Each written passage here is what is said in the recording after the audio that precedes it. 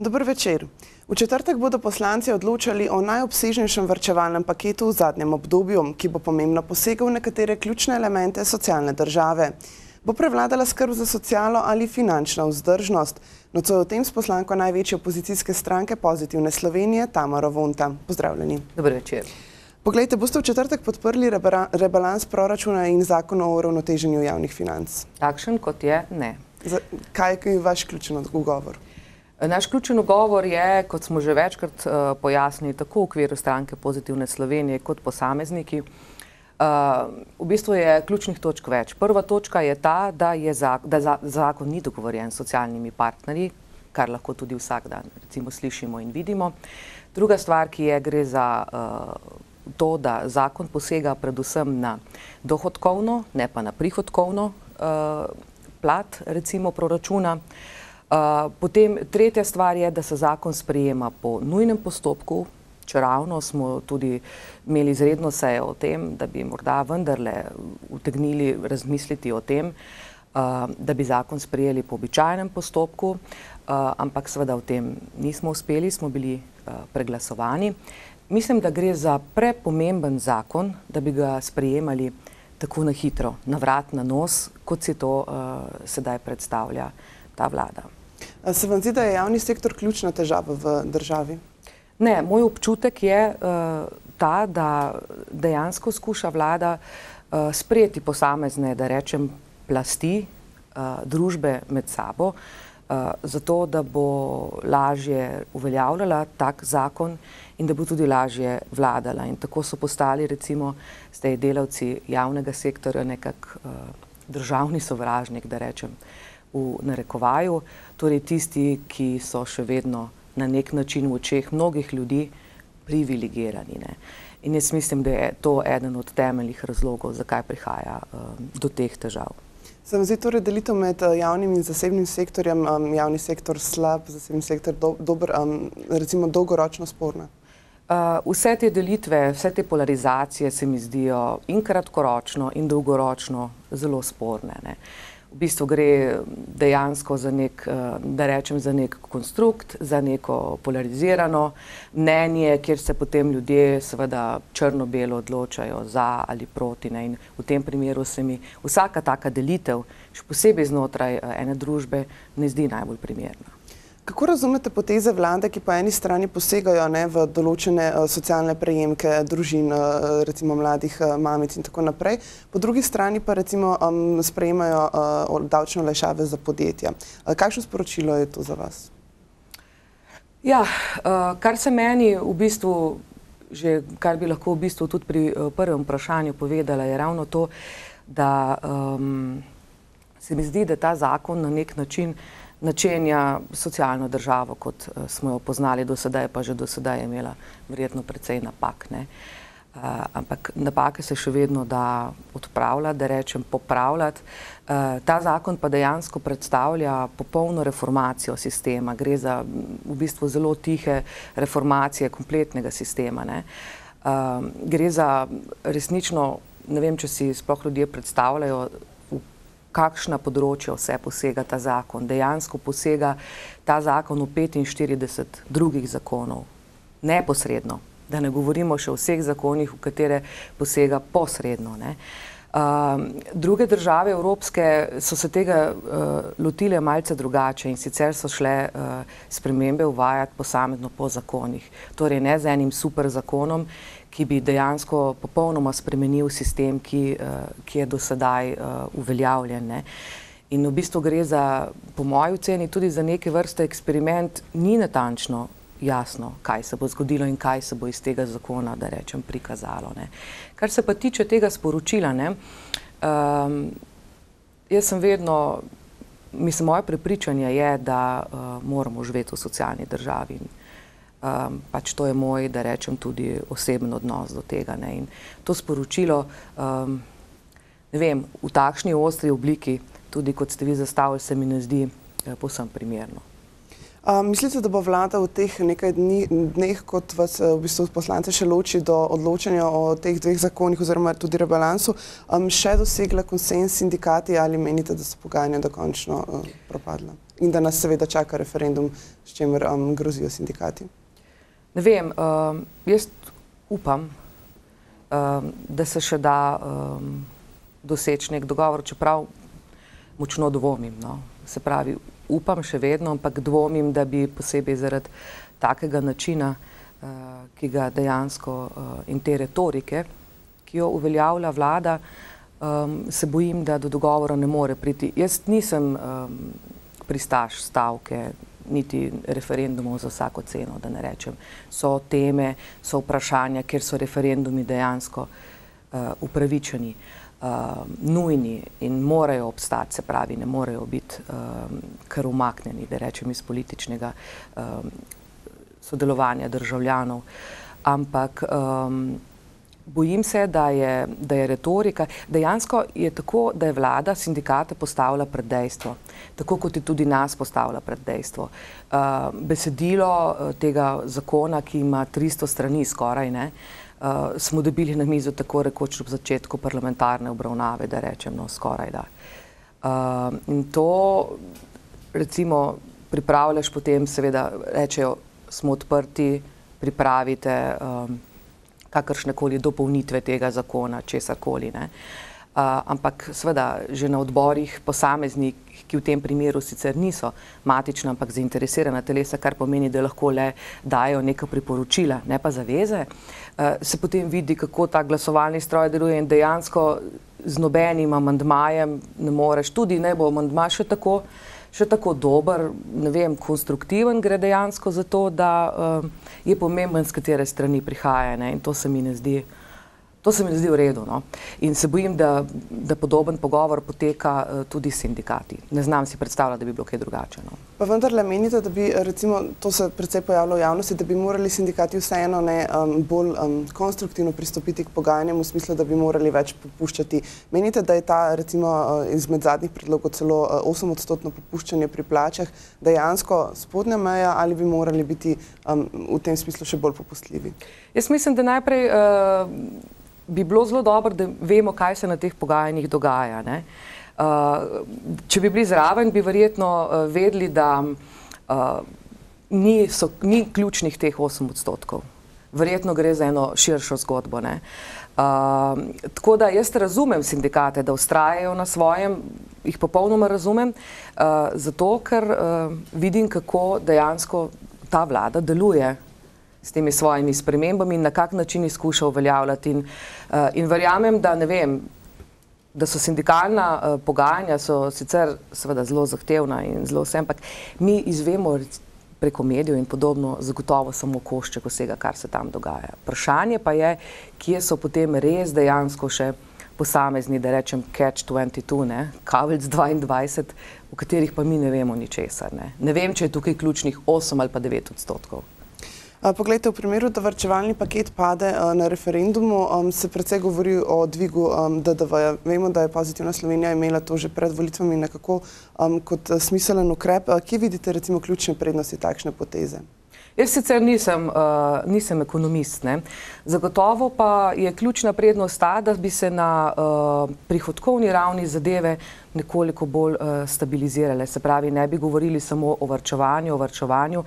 Ne vem, vse, če gledamo tudi vse svetovne medije, ne, dejansko so vse glasnejše kritike tega, da se krizo v državi, v evropskih državah še posebej, ne, rešuje izključno z varčevanjem. Ne vem, zdaj seveda jaz sem brala več teh reči iz medijev, kot rečeno, nisem strokovnjak za to področje in si ne bi zdaj drznila trditi ne vem kaj, ampak recimo, če govorimo o doktorju Stiglicu, ne, potem vendarle moramo reči, da gre za gospoda, ki pač o ekonomiji kar dosti ve, ne. In on je večkrat že izrazil zaskrbljenost nad evropskim načinom reševanja krize, ki naj bi to krizo samo poglobila. Namreč rekel je, da v zgodovini ni primera, da bi na tak način karkoli rešili, ne. Se pravi, problem je res, vsi smo si enotni, da je potrebno varčevati. Tukaj zdaj sploh ni govora o tem, ali je potrebno ali ni potrebno. Tukaj jaz mislim, da smo si vse stranke edine. Ampak zdaj, kako varčevati, dokot varčevati, ali res vse naprtiti na pleča ljudi, ali zadeve reševati na drugačen način, kako zagnati gospodarstvo. Če pa gledamo, ne vem, takšen je moj občutek, zdaj, če imate vi drugačnega ali pa nasplošno, če imajo ljudje drugačnega, ampak vlada neka vsesplošen en pesimizem, da rečem, ni, kako bo zagnal gospodarstvo, kako bo zagnal karkoli v enem takšnem vzdušju, tudi enega izraza, ki ga zelo pogosto uporabljamo, strahovlade. Se pravi, zdi se, kot da če ne pristanemo na način, ki nam je ponujen za reševanje, bo šlo vse samo še navzdol. Ampak temu ni res tako. Zdaj pri dvigu, seveda naša stranka Pozitivna Slovenija, pri dvigu DDV-ja, to bi bil eden od prvih ukrepov, tudi če bi pač mi prevzeli to vladanje, bi bil to eden od prvih ukrepov, ki bi naredil seveda malo drugačno sliko tudi na prihodkovni in ne samo na odhodkovni ravni. Ocenjujemo, da ta dvig DDV za 1 ali 2 odstotni točki ne bi tako zelo prizadel ljudi, kot jih bo to varčevanje, predvsem pri socialnih prejemkih, da rečem, in predvsem pri zelo ranljivih skupinah. Poglejte, predsednik vaše stranke Zoran Janković je sprva podpiral zapis fiskalnega pravila v ustavo, zdaj je te podpore nekako v stranki ni. Zakaj sprememba pravzaprav tega stališča? Kolikor smo govorili, gre za sam princip, da je fiskalno pravilo zapisano v ustavo. Ampak za vsebino, ki stoji za tem in ki smo jo dobili po zelo mučnih prošnjah in čakanju, skratka, ni vidnih nekih učinkov, kaj naj bi to samo pravilo zapisano v ustavo ne pomeni samo po sebi ničesar. Se pravi, kakšen bi bil potem tisti ustavni zakon, ki bi določal, kaj to pomeni. Kakšne so napovedi, recimo, kaj številke nosijo v zvezi s tem. Tega mi enostavno, teh projekcij ni bilo. Še tisto, kar se je pa nekako nakazovalo kot projekcija, da rečem, pa ni bilo razvojno usmerjeno in to je eden glavnih zadržkov. Zakaj mi tega pravila takšnega, kot je, zdaj ne podpiramo? No, pogledajte, vlada se skozi poziva ljudi, da naj, oziroma pač tako opozicije kot sindikate, da naj predlagajo boljše rešitve za izhod iz krize. Zdaj vi ste dejali, da bi bil eden izmed prvih ukrepov dvig DDV-ja. Kakšen je pravzaprav po vašem mnenju najboljši način za reševanje trenutne situacije? Če to varčevanje očitno ne. Varčevanje, ja, samo ne na tak način, in ne tako zelo, mislim, govoriti o tem, da Evropa zahteva od nas tako rigorozno varčevanje, to enostavno ne drži, to ni resnica, Gre za to, da naj bi na leto privarčevali 0,75% BDP-ja, Ni treba torej vsega že v enem letu oklestiti za to, da boš privarčeval, ob tem pa povsem zanemariti tisto drugo plat. Kako bomo zagnali gospodarstvo, s čim bomo zagnali gospodarstvo, mislim, ne vem. Se pravi, jaz nisem strokovnjak za ekonomijo in za gospodarstvo. Jaz pač toliko, kolikor razumem stvari, toliko, kolikor se pogovarjam z ljudmi, ki pa to so. Pač zadevo vidim seveda predvsem tako, brez novih investicij, brez infrastrukture oziroma zagona v nove reči ne bo nič. Tudi varčevanje ne bo pomagalo, popolnoma nič. Kar se je pokazalo tudi v drugih državah, da že zdaj se vidimo, da je tako. No, vi ste članica parlamentarnega odbora za izobraževanje. Vemo, da so trenutno v šolstvu predvsem na udaru normativi oziroma da je nekako na mizi višanje le-teh. Vemo, da imate tudi sami nekaj pedagoških izkušenj. Menite, da bi bilo recimo višanje števila učencev v razredih smiselna poteza? Tako kot je zamišljena sedaj, mislim, da ni, ker dejansko gre spet tudi na področju šolstva za velike spremembe, tega se moramo zavedati. Torej ne gre samo za to, kar smo prej rekli, ali 8% plač znižanje ali 9% znižanje plač, gre za vse skupaj v paketu. In ne vem, so stvari, v našem šolstvu, ki zelo dobro funkcionirajo in to kaže tudi se priznanju naših otrok in ne vidim razloga, zakaj bi zdaj ravno na tem področju, ko so pa vendarle še kakšna druga področja, kjer bi se dalo recimo ta denar privarčevati, da bi se ravno na področju šolstva, pa visokega šolstva, pa v bistvu znanosti, ne vem, država, ki to počne, se mi zdi, da nima ene dobre vizije za prihodnost, ne. In seveda, vedno je tako, da so raziskave na eni strani tudi mednarodne take, ki dokazujejo, s tem tudi vlada dostikrat operira posebej na odboru, ne, da so mednarodne raziskave, ki so pokazale, da tudi če je veliko otrok v razredu, pač več kot toliko, da ni znanje za to nič manjše. Tukaj se je treba zavedati tudi, da smo mi, da so recimo v razredih tudi otroci, integriranih razredih, otroci s posebnimi potrebami in podobno. In verjetno to zahteva tudi malo več dela in pozornosti učitelja, da rečem. Jaz si ne predstavljam, tudi otroci so danes precej drugačni, kot smo bili mi, ko nas je bilo še recimo, kot je rekel gospod Tonin, po 30 vas je bilo v razredu, pa vam nič ne manjka, no. To smo vzeli kot kompliment, ne? Čeprav se nam včasih zdi, da nam precej manjka, ampak dejansko gre za to, da je to spet eno... Jaz sem občutek, da vsakič, pač ker sem zdaj precej nova v politiki, ne? Zato si to zdaj v tem trenutku še lahko privoščim, da to rečem, ampak vsak minister na tem, ki je na nek način neko ideološko bojno polje, seveda je tudi šolstvo in se vemo, odkot prihajajo bodoči intelektualci in kako jih ustvarjamo, ne. Ampak dejansko vsak hoče pustiti nek svoj pečat na tem področju in tukaj včasih prihaja do prevelikega igračkanja, da rečem, in prevelikih tako. To je eno področje, ki mora biti pa dosti stabilno. In jaz ne podpiram večjih normativov, nikakor ne. Kaj bi pomenilo recimo odpuščanje strokovnih delavcev, kot so knjižničarji, socialne delavke, predvsem recimo v šolah izven urbanih območij? Vemo, da tudi nekaj recimo posavskih šol, od koder prihajate, bi se jim, če paket varčevanja ostane nespremenjen, to zgodilo. Skratka, kaj bi pomenilo to odpuščanje teh podpornih delavcev, da tako rečem, v šolah za pravzaprav dijake oziroma pač učence? Nič dobrega, samo to lahko rečem. Zagotovo nič dobrega.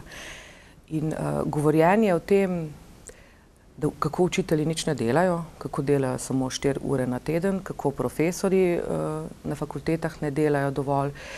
To je zelo nevarno govorjenje, še posebej, če prihaja iz vrha države, a ne. Tako da zagotovo vsi te podporni ne prinašajo nič novega, pa recimo minister Turk pogosto omenja enake možnosti, da bodo vsi otroci imeli enake možnosti. Samo recimo, da je naš vidik tega, naše videnje tega je pa malce drugačno. Enake možnosti za vse otroke niso dostop do širokopasovnega interneta samo, ampak je še vse drugo, o čemer smo zdaj govorili. Se pravi, širokopasovni internet ne bo rešil celega sveta v smislu, da bodo otroci na vas imeli enake možnosti kot otroci v mestu, ne.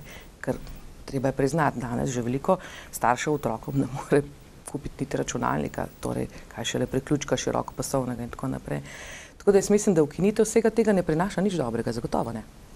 No, zdi se, da bo zmanjšanje sredstev za visoko šolstvo oziroma tudi raziskave in razvoj povzročilo, da bo morda celo moralo priti do vpeljave šolnin na drugi stopnji, ki vemo, da je zdaj zaenkrat še brezplačna. Kaj bi recimo vpeljava šolnin dolgoročno povzročila nivoju znanja in pa tudi dostopnosti do javnega šolstva? Ne vem, kaj bi pomenila v nivoju znanja. Dostopnost bi bila zagotovo slabša, kot je danes, a ne. Čeprav, no, tu, če sem povsem iskrena, pa bom zdaj zelo nepolitična, ne, je moje mnenje morda nekoliko odstopa, namreč, seveda, univerzitetni študij, dostopen za vse ljudi, jaz mislim, da je to počasi, moramo si priznati, da to pač tudi je neke vrste utopija, ne, da toliko ljudi, kot pri nas gre študirati, v redko kateri državi lahko vidimo in tudi število privatnih, se pravi zasebnih fakultet, pa to narašča, računamo, da bo tudi po tej reformi seveda jih še nekaj novih zraslo, ne. Zdaj, kaj to prinaša za nivo znanja, ne vem. Zagotovo se mi zdi konkurenca dobra, ampak rušiti tisto, kar je najboljše danes, v tem trenutku se mi zdi pa zelo neumno. Tako da ne vem, mislim, se pravi, mogoče tale moja izjava ni najbolj politična in vse, ampak dostopnost študija za vse, to mislim, da bomo počasi mogli tudi razumeti, da to pač tako ne gre. Se vemo tudi, koliko je fiktivnih vpisov, oziroma potem, ne vem, edina stvar, ki me tukaj najbolj boli, je ta, da bo pa nekdo, ki ima denar ali pa ki ima recimo starše, ki so bolj premožni in vse, bo pa lahko šel študirati ravno, kar bo hotel, ne glede na svoje sposobnosti. To pa zagotovo ni dobro, ne. Menite, da bi morale biti slovenske univerze in pa tudi fakultete bolj decentralizirane, kot so do sedaj, ali bi bilo bolj smiselno, glede na majhnost države, vseeno vlagati pač v nekaj manjših centrov univerzitetnih središč? Skratka, večjih. Moja ocena je, da, kot rečeno, konkurenca mora biti, ne. Samo to, kar se pa mogoče dogaja v zadnjem času, se mi zdi, pa potem že to drobljenje, se mi pa ne zdi najbolj smiselno. Poglejte, kako si pravzaprav razlagate relativen molk študentov, glede na to, da pač bo študentsko delo zdaj obdavčeno precej podobno, kot je bilo recimo predvideno za malim delom, in vemo, da takrat so bili študenti zelo glasni, referendum, tudi razbijanje parlamenta. Kako si razlagate to, da so zdaj relativno mirni? Ne vem, mogoče so spoznali, da ne gre drugače. Dobro. Odbor, katerega članica ste, je zadolžen tudi za mladino. Zdaj, po uradnih statistikah vemo, da je že kar 2/3 mladih pravzaprav zaposlenih v različnih pogodbah za določen čas, v različnih nevarnih oblikah zaposlitev, avtorske pogodbe in tako dalje, kar nas pravzaprav uvršča v evropski vrh. Se vam zdi to problem? Ja, seveda se mi zdi to problem. Še večji problem se mi pa zdi to, da se ravno zdaj problematizirajo te avtorske pogodbe, ne? Recimo v javnem sektorju, da rečem. To je pač oblika, ne, na ta način, pa na način recimo tudi ustanavljanja, kar je danes zelo moderno, ne? In zelo se v bistvu spodbuja ustanavljanje SP-jev, ne? Da se potem preko teh SP-jev dela. To je s tem seveda statistično zmanjšaš število nezaposlenih, no, da rečem. Daješ prikaz, da vendarle veliko ljudi dela, je pa tudi pomembno to, za kakšno vrsto zaposlitve dejansko gre, koliko je varna, koliko je dolgoročna in podobno, ne. V kulturi, ki ga tudi pokriva odbor, katerega članica ste, se zdi, da bo varčevanje kar precej močno. Vemo, da nekatere galerije oziroma določene kulturne institucije že napovedujejo, da ne bodo mogle izpeljati vseh predstav, vseh razstav in tako dalje. Kako menite, da bo to recimo vplivalo na kulturno življenje, kot ga poznamo danes? No, to je pa moja najbolj boleča točka, ne, se pravi, kultura že od vsega začetka se mi ni zdela primerna, da ne bom zdaj uporabljala besede ukinitev kulturnega ministrstva, ker potem mi bo vsakdo spet rekel, saj ni šlo za ukinitev, šlo je za priključitev, ampak gre za eno izjemno pomembno, simbolno najpomembnejša točka tega naroda, da rečem, in to je kultura. In v bistvu, a veste, najlažje se je usesti, pa črtati preprosto tisto, kar je najbolj enostavno črtati, ne? In to se je dejansko, recimo tukaj bomo privarčevali toliko, sam črtati določene postavke, to bomo se združili, ampak vendar je treba imeti posebej pri kulturi malce širši pogled, ker kultura je tista, ki nas je ohranila in ki nas je pripeljala do te točke, pač kjer smo, brez nje, to je naš simbolni kapital. In da ravnanje vlade s simbolnim kapitalom se mi zdi pa resnično neprimerno, milo rečeno, ne. In zagotovo bo vplivalo, seveda, ne. Ampak potem po drugi strani, ne, se pa večkrat pridemo spet do te črno-bele retorike, ne, ki se ji reče potem, ja, pa bodo tisti, ki so že leta in leta privezani na državne jasli, te kulturniki, ki pa zdaj končno bomo, mislim, to so neumnosti, no. Ne vem, a poznate prav veliko kulturnikov, bogatašev in mislim, to so neumnosti, no. Poznam pisatelje, pogovarjam se z njimi, vem, v kakšnih razmerah živijo, vem, koliko imajo, kaj imajo in to, kar se jim zdaj dogaja, je resnično zaskrbljujoče. Ne? Zdaj, če bomo šli res samo po tem, da je vredno tisto, ne? Dejansko so največji rezi tam, kjer ni mogoče ustvariti novega, da rečem, novega kapitala v materialnem smislu. Se pravi, dejavnosti, ki lahko bi prinesle dobiček, tam se ni veliko črtalo, tukaj pa to kultura, vamo tamo in ne vem, kako ne rečem, to sem zdaj malce po domače, ne, ampak dejansko tu, kjer pa nekako ni tega materialnega profita, ne, tukaj so bili pa res 14%, pa 20% pri kulturni dediščini. To so reči, ki so nepovratne. Te pa še posebej. Čez 10 let se bo še vedno poznal ta res zelo globok. Čez 20 tudi, čez 50 tudi. To niso stvari, ki bi lahko v nekaj letih se spremenile. In to se mi zdi res zaskrbljujoče. No. To pa resnično. Vi ste predsednica Državnozborske komisije za peticije, človekove pravice in enake možnosti. Katera pravica se vam zdi v ta hip v Sloveniji najbolj ogrožena? Govorimo o človekovih pravicah, se pravim. Ne boste verjeli, ampak kar precej jih je še vedno. Ne? Se pravi, da ta komisija ni kar tako, čeprav jo nekateri skušajo dejansko kar tako jemata. Veste, to pač komisija za človekove pravice, to je nekaj tako. Ampak dejansko se tam dostikrat pogovarjamo o zelo pomembnih rečeh na zelo zanimiv način in ne boste verjeli, tudi zelo soglasni smo si v marsičem in sprejemamo določene sklepe soglasno, kar se na drugih odborih dogaja izjemoma. O tem seveda mediji ne bodo poročali, a ne? To ni tako zanimivo. Zadnja tema, ki smo imeli na Komisiji za peticije, človekove pravice ter enake možnosti, so bile pravice delavcev, ne? In sicer v zvezi z zdravstvenimi zavarovanji in vse.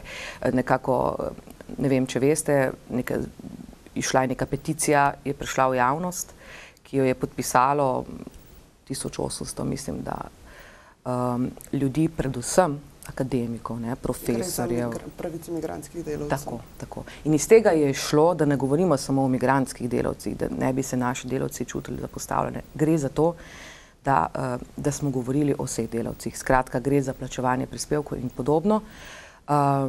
Gre za to, kako delodajalci delavce kar odjavijo od zdravstvenega zavarovanja, takole v eni minuti to urediš, ne? Delavec potem nič ne ve, dokler ne pride k zdravniku. Gre za to, da bi moral vsak delavec, mislim, da bi mogel biti vsak, ki ne plačuje prispevkov, ne? Kaznovan. Mislim, da vsi smo se bili enotni v tem, da je kazenska odgovornost v tem smislu, da so kazenski postopki na tem področju resnično zadnja točka, ampak mi smo prišli do te točke, ne, da je treba tudi o tem razmišljati. In o tem smo se zelo dobro pogovarjali in smo sprejeli soglasno 4 sklepe, na kar jaz sem izjemno ponosna na svoje članice te komisije, pa čeprav smo zelo pisana druščina, da rečem, s prevladujočo vladajočimi poslankami, ampak marsikaj se dogovorimo, ampak tega ljudje žal ne zvedo. Pogrešate novinarski poklic ali ste se našli v politiki? Pogrešam predvsem kolege. Pogrešam kolege, s katerimi sem delala 16 let. To zelo.